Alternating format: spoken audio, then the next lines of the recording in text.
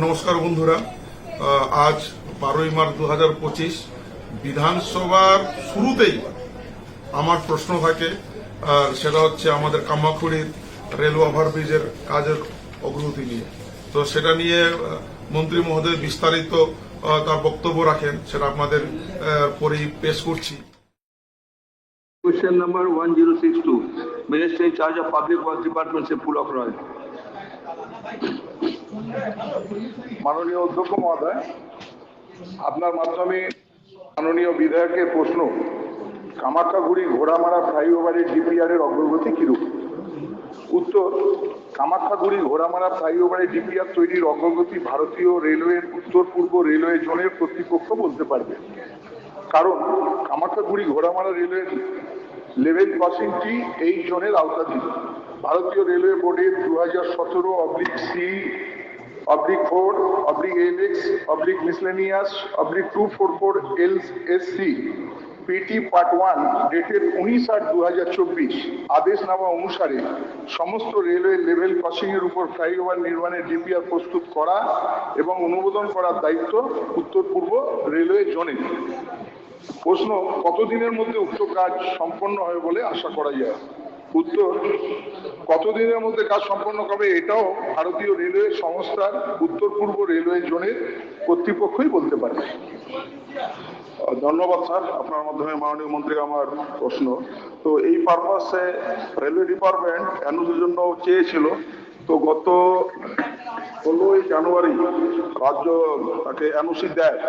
তারপর আমি যে আবার ডিআরএম যোগাযোগ করি, তো ডিআরএম সাহেব বলেছেন যে এনওসি পাওয়ার পরে তারা তার কাজগুলো শুরু করে দিয়েছে, কিন্তু লাস্ট যে সার্ভেটা হয়, যেটা জয়েন্টলি করা হয় রাজ্য সরকার এবং রেলের দপ্তর থেকে, সেটা হয়েছিল 3 জানুয়ারি 2025। সেই লাস্ট সার্ভে সেটা হয়েছিল ল্যান্ড অ্যান্ড রিহ্যাবিলিটেশন, যেটা আমার টোটাল খরচ কত হবে, কার কার জমি যাচ্ছে, কার রাস্তা হচ্ছে, বাড়ি যাচ্ছে, তার যে পুরো খরচের হিসাবটা সেটা রেল চেয়েছিল। আর সেটা দেওয়ার কথা হচ্ছে ল্যান্ড একুইজিশন যে দপ্তরটা আছে, সেটা আমি খোঁজ নিয়েছিলাম, কিন্তু এখনো বুঝতে পারছি না সেটা কবে নাগাদ দেওয়া হবে। রেল আমাকে স্পষ্ট বলেছে যে এনওসি এবং লাস্ট সার্ভের যে হিসাবটা, মানে ল্যান্ড অ্যান্ড রিহ্যাবিলিটেশনের যে হিসাবটা, সেটা যদি না দিই তাহলে আমরা পুরো কাজ করতে পারবো না স্যার। তো আমার সরাসরি প্রশ্ন হচ্ছে, এইটা কবে নাগাদ আমরা পাবো? মাননীয় স্পিকার স্যার, আপনার মাধ্যমে মাননীয় সদস্যকে জানাই, এটা পূর্ত দপ্তরের নয়।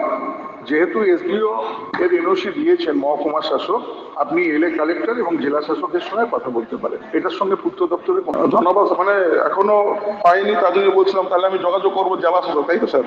Thank you sir. ঠিক আছে। আমি আপনাদের জ্ঞাতার্থে জানাই যে আমার যা চিন্তা ভাবনা ছিল মোটামুটি সেই দিকে এগোচ্ছে, যে পিডব্লিউডির কাছে শুধুমাত্র এনওসি ছিল, তারা এনওসি দিয়ে দিয়েছে। তো আমি আবার প্রশ্ন করেছিলাম যে এনওসির পর রেল তার কাজ শুরু করে দিয়েছে, কিন্তু লাস্ট যেটা সার্ভে হয় এই ফেব্রুয়ারি মাসের গড়াতেই, সেখানে রিহ্যাবিলিটেশনের কথাটা আছে, যে একটা বাড়ি, একটা তার জমি, রাস্তা, তার কতটুকু অংশ ক্ষতি হলো, তার অ্যাপ্রক্স অ্যামাউন্ট কতটুকু হবে, এই নিয়ে যে হিসাবটা আছে সেটা নিয়ে কি দেওয়া হয়েছে? তো মাননীয় পিডব্লিউডি মিনিস্টার বলেছেন যে এটা ওনাদের দায়িত্ব না, দায়িত্ব হচ্ছে ডিএম বা এডিএম এর কাছে।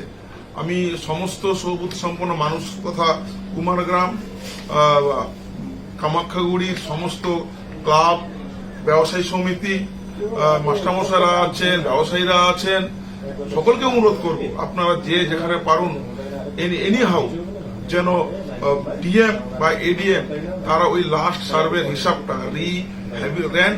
রিহ্যাবিলিটেশনের ব্যাপারটা যেন জমা দেওয়ার ব্যবস্থা করা হয়। আমি নিজেও যাব, সমস্ত রাজনীতির ঊর্ধ্বে উঠে আমরা সবাই মিলে যদি এই এলাকার জনগণের স্বার্থে সেটা প্রোভাইড করতে পারি, তো আশা করি রেল খুব দ্রুত কাজ শুরু করতে পারবে। আশা করি কিছু মাসের মধ্যে হয়তো আমরা ভালো খবর শুনতে পারবো।